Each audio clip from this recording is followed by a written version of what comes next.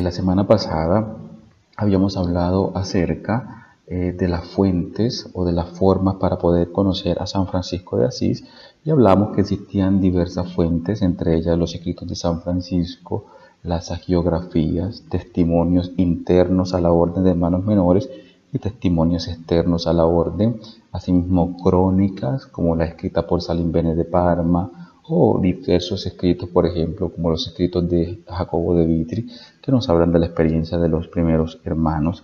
También encontramos las fuentes iconográficas, es decir, los distintas iconas que nos representan la vida y la experiencia espiritual de San Francisco de Asís. Hoy quisiera hablarle en particular de una de esas fuentes que son precisamente las hagiografías. Las hagiografías, la primera que se escribe es escrita en el año 1228, es decir, después de 2 años de la muerte de San Francisco, que muere en 1226, y el autor de esta primera hagiografía es un fraile que se llama Tomás de Celano. Ese nombre Celano se refiere a la ciudad de nacimiento, Celano. Este Tomás de Celano, que ingresa a la orden en 1215 y tiene un conocimiento de Francisco de algún modo, y tiene un gran conocimiento también de la experiencia de la fraternidad. Además de eso, escucha los testimonios de otros frailes y de personas, escribe esta primera hagiografía.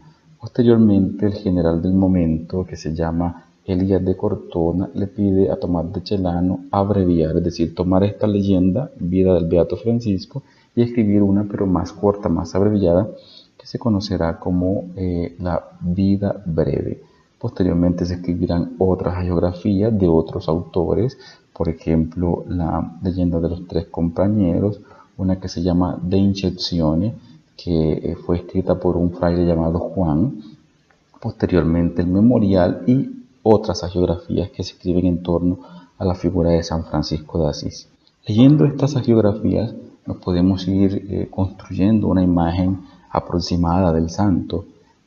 Hoy quisiera hablarles de 2 momentos distintos de su vida que precisamente tenemos información a partir de las hagiografías. El primer momento es la infancia. ¿Qué sabemos de la infancia de San Francisco? Sabemos algunas pocas cosas. La primera es que nace en 1181-1182 en la ciudad de Asís. Sus padres son Pedro Bernardone, comerciante de telas, y su madre Madonna Pica, de quien se dice que era de origen francés, pero realmente se duda de si esto sea real. Lo que sí se piensa es que Pedro Bernardone tiene un vínculo comercial con Francia y por eso hay un vínculo entre la figura de Francisco de Asís y el idioma francés. De hecho, cuando Francisco de Asís nace, el padre es ausente, se encuentra en Francia, y la madre decide bautizarlo y le pone por nombre Juan, Giovanni en italiano. Este nombre tiene toda una carga teológica, por así decirlo, en el sentido que es la representación también de Juan el Bautista, aquel que abre el camino. Entonces también podemos hacer una lectura teológica del nombre de Juan que le dan a Francisco de Asís. Posteriormente, cuando el padre vuelve de Francia, decide cambiarle el nombre y le pone por nombre Francisco, que significa el francesito o el pequeño francés. Se dice que desde pequeño Francisco hablaba el vulgar italiano de la época, pero con un marcado acento francés.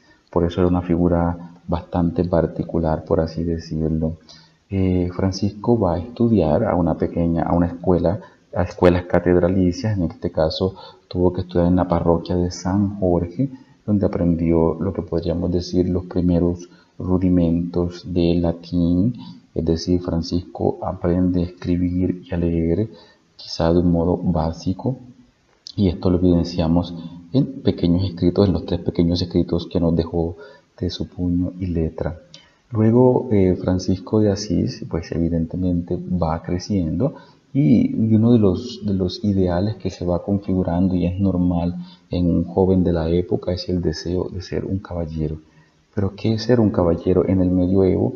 No es simplemente que van a caballo, no es simplemente que van a la guerra, porque ser caballero es toda una cultura, es decir, es un modo de ser. En tal caso podemos decir que el ser caballero es ingresar a una forma de vida, a lo que se conoce como la cultura cortés caballeresca. Era una cultura, un código social, un reglamento en el cual todos se inspiraban.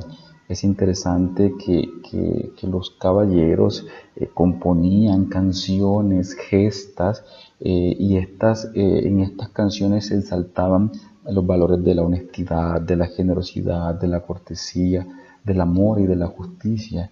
Este lenguaje ya en Francisco adulto lo podemos percibir, ese lenguaje cortés y ese modo de ser cortés caballeresco. Otro elemento importante es que Francisco tiene que atender los negocios de su padre, que es un comerciante. Muy seguramente a causa de esto tuvo que aprender las matemáticas, lo que hoy conocemos como matemáticas, conocimientos de los números, de contabilidad, es decir, todo este elemento de la práctica comercial también tuvo que haberle dado algunos elementos en este campo. Y además de eso, las personas que entraban a ser parte de esta cultura caballeresca tenían que aprender un arte particular, que era el arte de la construcción. Porque cuando se va a la guerra es necesario hacer las trincheras, es necesario hacer pequeñas construcciones. Por eso no debemos extrañarnos que San Francisco de Asís, en su proceso de conversión, reconstruye 3 capillitas. Es interesante que de pequeño Francisco va a tener también un contacto con el mundo religioso, en este caso con la iglesia. Fue bautizado en una iglesia, se conserva aún la pila bautismal en lo que se llama la Catedral de San Rufino.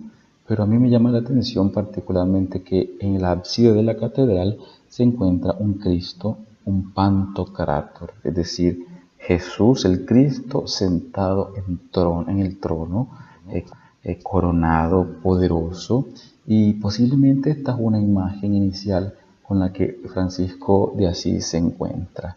Pero precisamente no es este el Cristo que lo enamora, sino que en la medida que va pasando el tiempo y producto de diferentes encuentros, él se va a encontrar con otro Cristo que mientras vamos haciendo este pequeño camino, lo vamos a descubrir.